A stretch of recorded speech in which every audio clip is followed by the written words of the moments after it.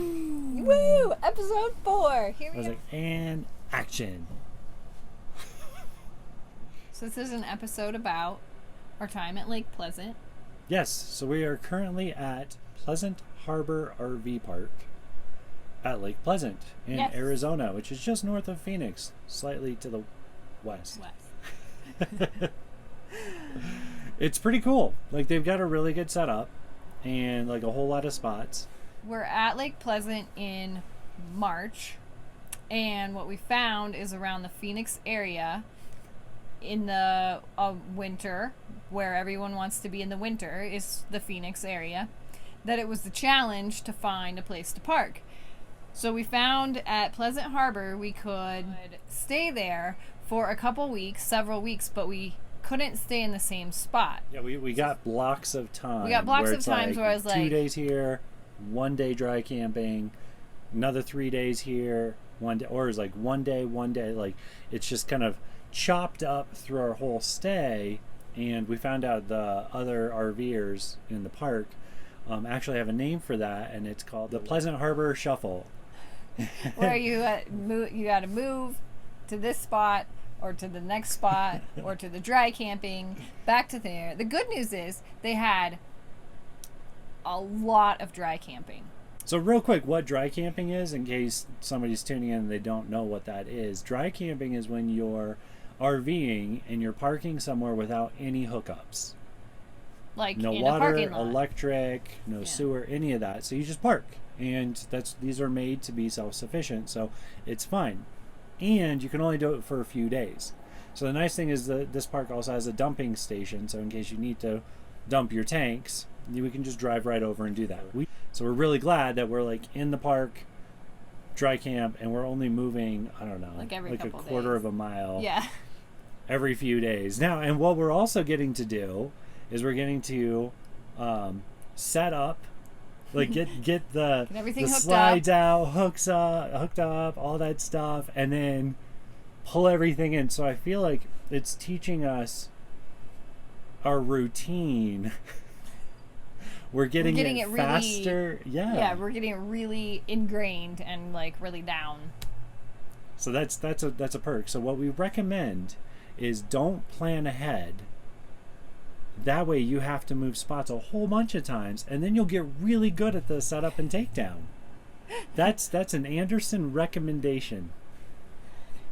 Or if you want to winter somewhere, start looking. Yeah, plan ahead if you want like a major area or a popular destination. So lesson learned. You know what I forgot to mention? No. So when we bought the RV, the previous owners were gracious enough to leave us one of their camping grills, and I had the opportunity to get it out when we were out dry camping. Dirt patch. It was perfect because I went into like full on clean mode and worked on this grill. And there were some other campers that walked past and said, "Oh wow, you got a new grill?" It's like new to us. And it took some work, and I've learned another helpful tip is if you have like a propane grill, you can line the bottom with aluminum foil, and it makes cleanup go so fast, because I must have spent like an hour. It was a long time. One of our biggest focus, like the things we're focusing on right now, is getting the whole RV set up. So it's moving our stuff, and we're so glad to be back in Phoenix where we can go and get our pots and pans, where we can, and now it's the game of figuring out where do we put stuff. So we bring in a few boxes at a time, spread all this stuff out, and then start putting it. Like cupboards, that cupboard, or down here, or over there.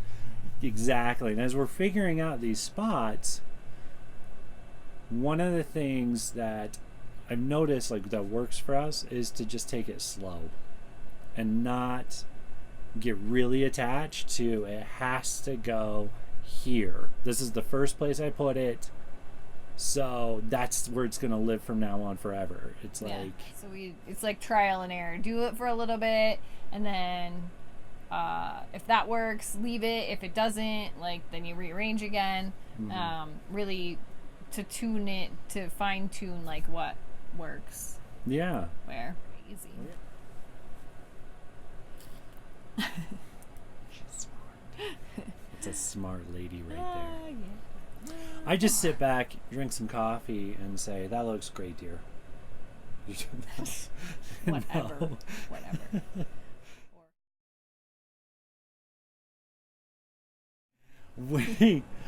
One of the things that people have been asking is, like, how are the kids handling everything? Yeah. And, like, how are they adjusting to living in an RV? What are we doing with the kids? Because, like, when we're staying at an RV park, it's just RVs parked, and there's not, like, a ton of yard or anything like that. The kids just took to this. Like, this is home. Yeah. And it surprised us how fast it was just like, this is the new norm for them. They're like, they've each got their own space in the bunks, things like that. We're all just kind of hanging out in here in the living room, kitchen, dining room.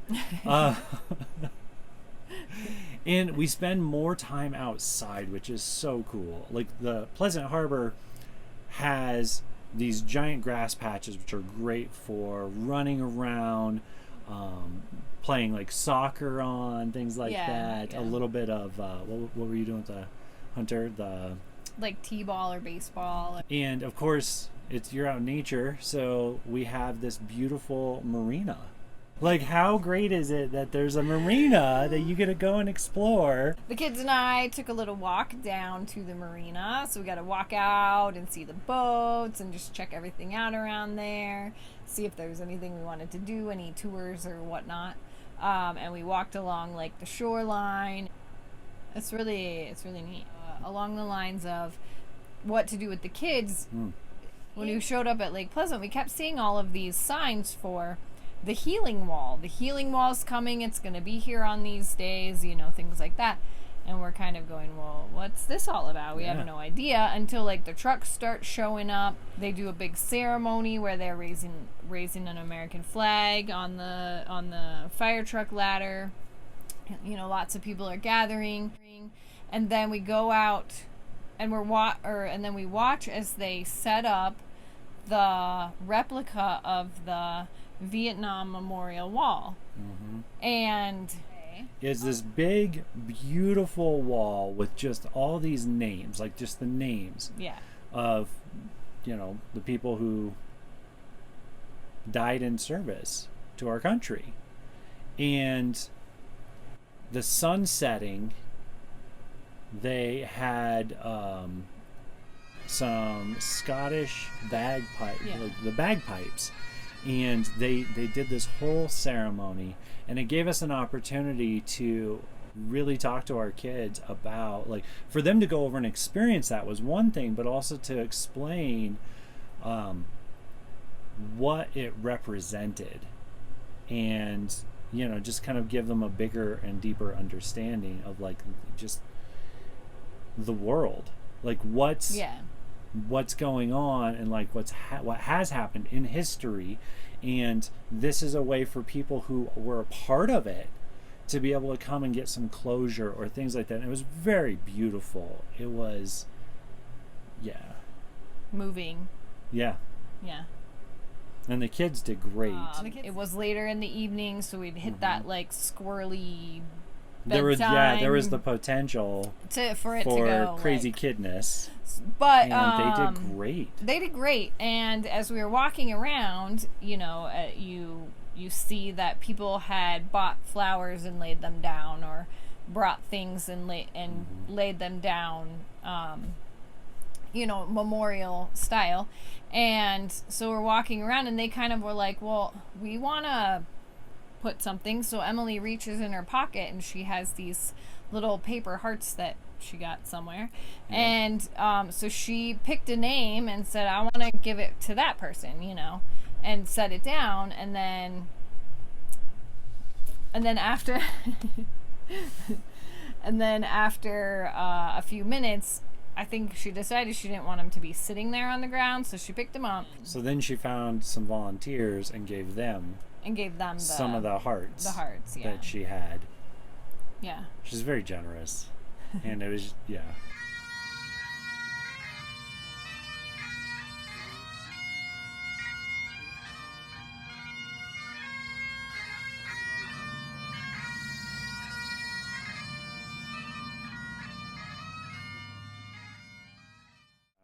And we really appreciate you guys taking the time to watch this, and also really appreciate any feedback. We're working to improve with every video. Yeah. And your input is what helps make the difference. If you liked the video, please hit like, and if you haven't subscribed, please subscribe.